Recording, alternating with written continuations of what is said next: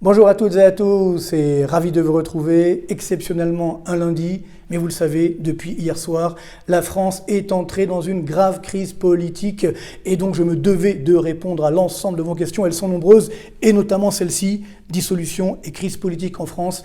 Quelles conséquences économiques, quelles conséquences pour notre quotidien, pour notre consommation, pour nos investissements, pour nos emplois bien entendu, pour l'activité française, pour notre épargne. Donc beaucoup de questions, on va essayer d'y répondre en toute objectivité. Bien sûr, comme d'habitude avec des graphiques réalisés sans trucage, et on terminera aussi comme d'habitude avec une bonne nouvelle. C'est compliqué en ce moment, on va aller la chercher d'ailleurs au niveau international, mais je vous en dis pas plus, on commence tout de suite parce que l'actualité est donc très lourde, très chargée pour nous les Français, évidemment au niveau européen également, mais surtout en France avec donc cette dissolution. Au-delà effectivement du résultat des européennes, le vrai problème c'est cette crise politique qui est en train de s'installer en France.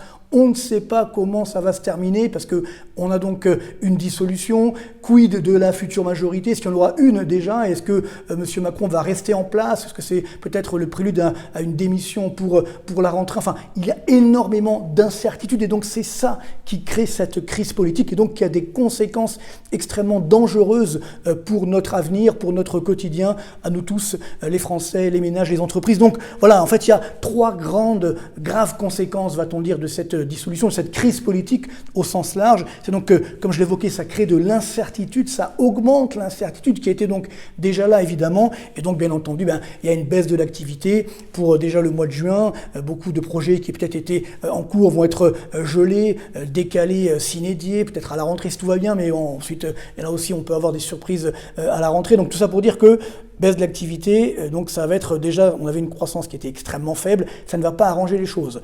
Deuxième conséquence, on est en train de le vivre en ce moment même où je vous parle, on va voir ça tout à l'heure en quelques graphiques, eh bien ça génère une augmentation des taux d'intérêt. Déjà, comme vous le savez, il y avait une dette publique énorme, donc les taux d'intérêt de cette dette publique avaient déjà tendance à augmenter. Avec la dégradation, ça n'a pas arrangé les choses, même si on a évité le pire, mais c'était déjà anticipé. Là, évidemment, ce n'était pas anticipé, donc à ce moment-là, on le voit, les taux d'intérêt sont en train d'augmenter, et quand les taux d'intérêt de la dette publique française augmente, l'ensemble des taux d'intérêt de tous les crédits augmentent pour les ménages, pour les entreprises, et donc ça génère une baisse de l'investissement, une baisse de la consommation des ménages, bien sûr de l'activité immobilière, sans parler de la charge d'intérêt de la dette qui est déjà énorme, comme vous le savez, plus de 50 milliards d'euros et bientôt 75 milliards d'euros par an. Et si les taux d'intérêt continuent d'augmenter, vous comprenez bien que cette charge va encore s'aggraver, donc ça veut dire plus de déficit, donc plus de dettes, donc plus de hausse des taux d'intérêt, c'est un cercle pernicieux extrêmement dangereux, et donc ça pourrait générer ce qu'on voit aujourd'hui également, donc une sorte de krach boursier, la bourse baisse très fortement, on le verra dans le détail, et puis parallèlement, troisième conséquence, eh bien une crise politique européenne, parce qu'effectivement, la France se présentait comme justement le pays qui devait mener l'Europe dans le bon sens, entre guillemets. On voit bien que ça n'a pas déjà été forcément le cas à cause de la gestion des comptes publics, mais là, ça sera encore moins le cas, bien entendu, parce qu'on n'a plus de crédibilité, on n'arrive déjà même pas à tenir la France, alors comment va-t-on tenir l'Europe? Et donc, ça peut générer une crise politique au sein de la zone euro notamment. Donc on le voit aujourd'hui, l'euro est en train de fortement baisser. Donc si l'euro baisse, ça fait augmenter également l'inflation. Donc là aussi, hausse des taux d'intérêt, donc baisse de l'activité. Oui, c'est ce cercle pernicieux. Donc dans ces trois conséquences, on a un cercle pernicieux très dangereux qui est en train de s'installer en France. Encore une fois,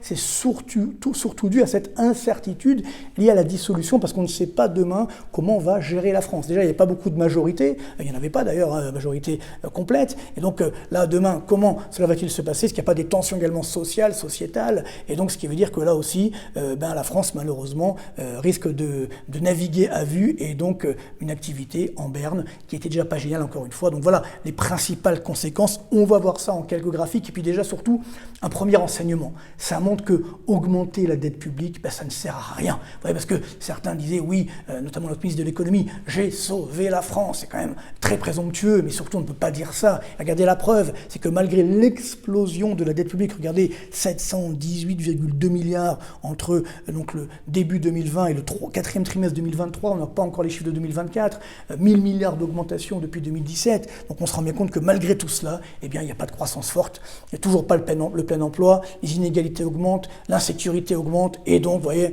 les élections, encore une fois, génèrent une crise politique. Donc tout ça pour dire que non, ce ministre, malheureusement, vous n'avez pas sauvé la France, au contraire, vous l'avez légué un boulet catastrophique qu'on va devoir justement gérer pour les prochaines années, cette dette publique. Et on le voit aujourd'hui, elle va coûter de plus en plus cher. Et donc encore une fois, vivement qu'on arrive à comprendre ce qui est en train de nous arriver. Nous sommes là pour ça, cette chaîne est là pour ça. Et son succès grâce à vous, bien sûr, mais c'est également pour montrer qu'on doit prendre le taureau par les cornes, on doit avoir une bonne gestion de père de famille, j'ai envie de dire, des comptes publics. Il faut arrêter d'augmenter cette dette publique n'importe comment. Donc je ferai certainement une vidéo sur les programmes pour les prochaines élections législatives. On verra qui propose quoi, entre guillemets. Mais pour l'instant, c'est vrai que je suis très déçu. Il n'y a pas vraiment de partis qui ont l'intention de réduire significativement cette dette publique et d'optimiser la dépense publique, voire de baisser les impôts, mais pour le bien, en réduisant bien sûr le déficit public. Donc on voit bien que pour l'instant, on n'y est pas du tout. Donc ça veut dire que c'est ça qui va créer encore de l'incertitude et aggraver la situation, générer de nouvelles augmentations des taux d'intérêt. Donc vous voyez, encore une fois, ça montre bien que tout ça, pour ça, entre guillemets, tout ça pour rien. À la rigueur, si augmenter la dette publique, ça avait généré une croissance forte ou la stabilité sociale, sociétale, voire politique, mais ce n'est même pas le cas. Donc on se rend bien compte que malheureusement, cette dette publique était la flambée, l'explosion de cette dette publique était une erreur. Et regardez bien aujourd'hui, au moment où je vous parle,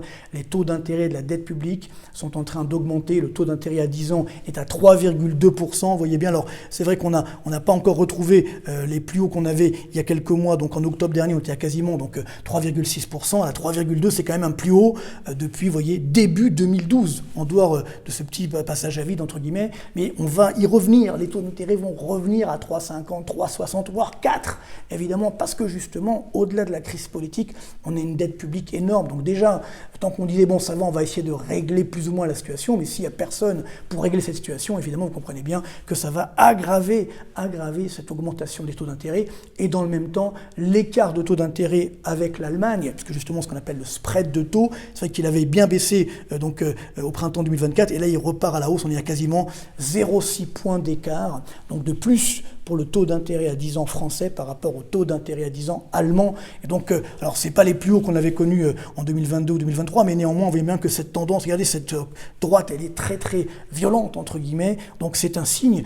Et dans le même temps, si on se compare à d'autres pays, par exemple le Portugal, alors vous voyez, Portugal, j'ai même comparé parce que dans les années, vous voyez, 2012 par exemple, quand on avait des taux d'intérêt à 3,10, 3,20 comme aujourd'hui, les taux d'intérêt portugais étaient à quasiment 13%. Vous vous rendez compte? Donc il y avait un écart énorme, presque 10 points d'écart. Puis avec le temps, cet écart s'est réduit. Regardez bien aujourd'hui où je vous parle, au moment où je vous parle, il y a quasiment plus d'écart, à peine 0,4 points d'écart entre le taux 10 ans français et le taux 10 ans portugais. Ça veut dire qu'il n'y a plus de prime pour la France en disant c'est un pays très sérieux, etc. Tout va bien, il y a des actifs. Non, même si le Portugal est un pays formidable, mais surtout le Portugal a fait des efforts, a bien géré ses comptes publics. Regardez les chiffres qui viennent de sortir pour 2023, donc d'Eurostat sur les déficits publics. Voilà, on a le Portugal qui est en excédent public, 1,2% de son PIB. Et on voit qu'on a donc d'ailleurs plus d'une dizaine de pays où on est en dessous des 3% de déficit public par rapport au PIB. Donc ça c'est quand même, vous voyez, c'est possible, quand on veut, on peut. Et puis malheureusement, les autres pays qui dérapent, et surtout nous, vous voyez, nous sommes deuxième, il y a l'Italie qui a 7,4%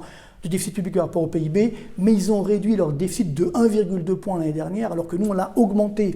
On est passé de 4,8% à 5,5% de déficit public par rapport au PIB. On est le seul pays, le seul grand pays de la zone euro, voire de l'Union européenne, où le déficit public a autant augmenté. C'est ça qui, évidemment, est dangereux. Et comme vous le savez, on en a parlé la semaine dernière, les chiffres sur les 4 premiers mois de l'année montrent qu'on est à 181 milliards de déficit uniquement de l'État sur 12 mois, un nouveau record historique à ce stade de l'année, ce qui veut dire que le déficit public va encore augmenter en 2024. Évidemment, cette crise politique ne va pas arranger les choses, puisque là, évidemment, on va tout lâcher, entre guillemets, puisque ça ne sera pas tenu. Déjà, quand il y avait un gouvernement, ça n'était pas tenu, alors imaginez maintenant. Donc on se rend bien compte que ce déficit public va se rapprocher des 6% du PIB sur l'année 2024. Donc là aussi, de nouvelles dégradations de la note de la dette publique française, de nouvelles augmentations des taux d'intérêt de notre dette publique. Donc ça va se répandre à l'ensemble des secteurs d'activité et ça va évidemment casser la croissance.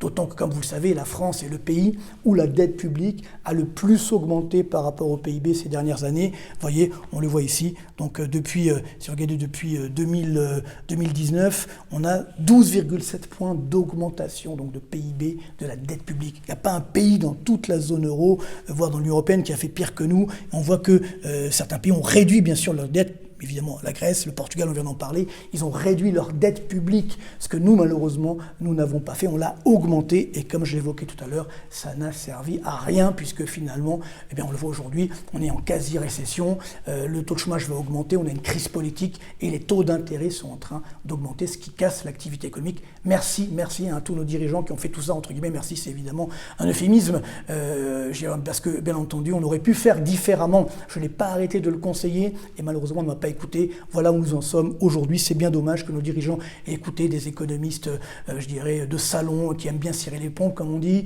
pour avoir des petits avantages ou une petite légion d'honneur, etc. Et voilà, vous les avez écoutés, voilà où vous en êtes aujourd'hui. Dommage pour vous, et surtout dommage pour la France, parce qu'on le voit aujourd'hui, cette crise qui est en train de s'installer d'un point de vue politique, également d'un point de vue économique et également d'un point de vue financier, parce que quand les taux d'intérêt augmentent, eh bien évidemment les marchés boursiers n'aiment pas ça, ils n'aiment pas non plus l'incertitude, et donc regardez bien le CAC 40 qui est en train de baisser aujourd'hui, donc on le voit bien. Alors ce CAC 40 qui baisse, c'est pas simplement encore une fois la victoire du Rassemblement national aux européennes, c'est cette dissolution avec l'incertitude qui est générée, c'est ça qui inquiète, et puis on se dit finalement, parce que les entreprises du CAC 40, 80% de leurs profits sont faits à l'étranger, donc on pourrait dire bon, ça n'a pas d'impact, oui, mais néanmoins, c'est quand même la France, et donc on a une crainte, parce que les investisseurs, ils décident d'investir ou pas en France, et donc là, bien entendu, à ce moment-là, s'il y a des risques, ils vont limiter leurs investissements, y compris sur la bourse, y compris sur le CAC 40, même si c'est moins lié à la réalité économique. Et regardez bien, on le voit ici, donc depuis le plus haut du 15 mai dernier, on est à 4,9% de baisse, dont 2% de baisse uniquement sur aujourd'hui, sur le 10 juin, ce matin on a commencé avec 2,3% de baisse, ça c'est un petit peu stagné, là au moment où je vous parle on est à 2% de baisse, peut-être que les banques centrales vont intervenir pour essayer de limiter les dégâts, certains investisseurs, mais néanmoins la tendance elle est bien là, il y a aujourd'hui donc un mini crack qui est en train de s'installer sur le CAC 40, et encore une fois ce sont les conséquences de nos erreurs, parce que c'est pas que les élections, c'est pas que la crise politique, c'est également les erreurs de politique économique depuis malheureusement donc plusieurs années, et parallèlement on l'a vu, l'euro est en train de baisser, donc on est sous les 1,08 $ pour un euro. Il n'y a rien de dramatique pour l'instant, mais néanmoins ça pourrait aller très très vite, d'autant qu'on le voit dans beaucoup de pays, on l'a vu en Allemagne, eh bien une crise politique qui pourrait également s'installer, et donc dans beaucoup de pays où finalement des partis qui sont eurosceptiques ont eu la majorité, et donc ils n'auront pas la majorité complète au Parlement européen, mais néanmoins ça veut bien dire qu'on doit prendre conscience que l'Europe aujourd'hui inquiète, et donc il faut la réformer complètement comme il faut réformer la France, mais malheureusement, pour l'instant, ça va faire évidemment là aussi une crise politique, et parallèlement ça va faire encore baisser l'euro, et si l'euro baisse, ça va générer une augmentation de l'inflation, donc ce qui ne va pas arranger notre pouvoir d'achat, et donc ce qui va encore casser l'activité économique. Et en plus sur ce, on a la BCE, comme vous le savez, qui la semaine dernière a baissé les taux d'intérêt pour faire plaisir au marché, pour faire plaisir aux dirigeants européens avant les élections européennes, et ça n'a servi à rien, comme on le voit, et c'est un petit peu comme en 2022, la BCE n'avait pas voulu monter les taux d'intérêt parce qu'il y avait les élections présidentielles françaises, on le voit ici, vous voyez l'inflation, c'est la courbe rouge, elle était en train d'exploser, la BCE ne faisait rien, non, on maintient à zéro, rappelez-vous, on disait l'inflation, c'est pas dangereux, c'est temporaire, ça va pas durer, et elle a commencé à augmenter les taux d'intérêt, donc de 0 à 0,5 seulement, regardez bien, c'était donc en juillet 2022, lorsque l'inflation était à plus de 9%, on est monté à quasiment 11%, encore une fois c'est la courbe rouge, la courbe bleue c'est les taux refis de la BCE, alors après évidemment elle courait derrière l'inflation, à tel point que Madame Lagarde a même dit l'inflation vient de nulle part, ce qui n'est pas très sérieux encore une fois de la part de la présidente de la Banque centrale européenne, et donc elle a monté les taux d'intérêt, puis l'inflation évidemment a reculé logiquement, puisqu'il y avait moins d'augmentation, mais les prix continuent d'augmenter, et donc maintenant, alors que l'inflation au mois de mai est repartie à la hausse, eh bien elle a baissé les taux d'intérêt, ce qui évidemment est à contre-courant, ça ne correspond pas à la réalité économique, l'inflation est en train de remonter, et la BCE baisse les taux d'intérêt. Donc encore une fois, elle n'a pas compris grand-chose malheureusement, et surtout ça n'a servi à rien. La BCE ne doit pas se mêler de politique, ne doit pas se mêler des marchés financiers. Son but, c'est de limiter l'inflation, point final. Et voilà, là aussi, malheureusement, elle n'a pas rempli son rôle, et voilà les conséquences aujourd'hui. Vous voyez que si vous regardez l'évolution des prix, c'est la courbe rouge, donc au mois le mois, on voit que donc les prix qui ont augmenté de plus de 2% au cours des 4 derniers mois dans la zone euro, 20% depuis 2021. Bien, Qu'on monte les taux d'intérêt ou qu'on les baisse, l'inflation et les prix donc, continuent d'augmenter. Donc c'est bien un aveu d'échec finalement. Ça montre bien que l'inflation est devenue incontrôlable parce que la Banque Centrale Européenne n'a pas su contrôler suffisamment tôt justement cette inflation pour faire plaisir à Pierre-Paul ou Jacques. Et encore une fois, ça n'a pas servi à grand-chose. Et le danger, c'est que maintenant, la crédibilité de la Banque Centrale Européenne, qui n'est déjà pas énorme, elle ne va pas s'arranger. Et donc vous comprenez bien que cette crise en France, et qui pourrait déboucher sur une crise européenne, là aussi ne va pas améliorer la crédibilité de la zone euro, de la Banque Centrale Européenne, et donc ça va encore une fois alimenter cette inflation et ça va générer des ralentissements économiques un peu partout, et bien entendu notamment en France. Alors c'est d'autant plus dommage que ça commençait à s'améliorer un petit peu dans la zone euro. On vient d'avoir les indicateurs des directeurs d'achat, vous savez qu'on suit tous les mois, pour tous les pays dans le monde, et c'est vrai que ça s'améliore un peu partout. Sauf, on va voir tout à l'heure, et malheureusement en France. Donc on va regarder, on ne va pas rentrer dans le détail, parce que évidemment vous aurez les chiffres, notamment pour les abonnés premium, je vous les enverrai comme d'habitude. Donc on voit que l'Inde va toujours très très bien, on est sur un niveau de 60,5, ça baisse un peu, mais je rappelle que l'indicateur donc, des directeurs d'achat composite, tout secteur d'activité, donc il y a une barre à 50, au-dessus c'est la croissance de l'activité, en deçà c'est la baisse de l'activité. Donc là, on voit très bien les pays en forte croissance, donc Inde, Espagne, Arabie Saoudite, Émirats Arabes Unis, États-Unis qui redémarrent pas mal donc au mois de mai. Ça aussi, ça veut dire que la Fed ne va pas baisser les taux d'intérêt. Alors que comme nous on le fait, évidemment, l'euro va encore baisser. La Chine, ça va mieux également, 54,1. Le Brésil se maintient également. Après, on a les pays où les zones où ça s'améliore, avec au niveau mondial 53,7, le plus haut depuis mai 2023. Royaume-Uni, ça baisse un peu, mais ça reste à 53. Japon, c'est plutôt pas mauvais, 52,6. L'Allemagne, l'Italie, au-dessus des 52, et alors après, évidemment, on arrive de plus en plus bas. La zone euro, 52,2, c'est toujours un plus haut depuis mai 2023, donc ça tient, mais avec ce qui se passe aujourd'hui, ça risque de repartir à la baisse dès le mois de juin. On voit la Russie, le Canada qui est ressorti donc au-dessus des 50, l'Afrique du Sud également, et donc, voilà, le seul pays pour lequel un indicateur composite, parce que les autres on les a pas, je suis désolé, on n'a pas pour la Suisse, la Belgique, il n'y a que dans l'industrie, mais il n'y a pas d'indicateur composite, c'est pourquoi je ne les montre pas, mais ça doit être quand même meilleur que malheureusement en France, et donc on le voit aujourd'hui en France, le seul pays où l'indicateur des directeurs d'achat composite est sous les 50, et donc en zone de contraction de l'activité. Ça a même été révisé à la baisse par rapport à la première estimation il y a 15 jours, 48,9, voilà. On est donc largement sous les 50, ce qui veut dire qu'on devrait avoir une baisse du PIB français avant même la crise politique dont nous venons de parler. Alors je vous ai fait quelques graphiques pour terminer, juste pour vous montrer, voilà, pour l'Inde ici, donc c'est la courbe bleue, le PIB, on va vers 10% de croissance. Pour la Chine, ça s'améliore un petit peu, on va vers 6-7% de croissance, c'est pas non plus l'euphorie, mais ça va quand même un petit peu mieux. Pareil pour les États-Unis, on l'a vu. Pour la zone euro, ça devait aller mieux, bon, c'est pas l'euphorie, mais on devait revenir vers 1% de croissance. Là, ça a évidemment remis en question, et malheureusement pour la France. Eh bien voilà le problème, c'est que ça repart donc à la baisse, et donc le PIB qui a bizarrement n'a pas baissé alors qu'on avait des indicateurs, vous voyez, bien négatifs pendant des mois. Là aussi, un jour peut-être qu'on aura les vrais chiffres, on verra qu'il y a eu peut-être des mauvais calculs, on a mal intégré les prix, enfin je ne sais pas trop, mais c'est vrai que c'est quand même bizarre cet écart. Mais bon, admettons, toujours est-il qu'on ne peut pas éviter l'inévitable, et donc la baisse du PIB, on peut la voir au deuxième et au troisième trimestre, malgré les Jeux Olympiques. On voit bien que tout ça nous a pas servi à grand-chose. Alors, on va quand même terminer avec une bonne nouvelle malgré tout, je l'ai évoqué un petit peu, c'est justement l'indicateur composite pour le monde, donc des directeurs d'achat. On voit qu'on est sur des plus hauts, vous voyez, depuis mai 2023, et donc ça annonce une croissance qui pourrait être supérieure à 3%.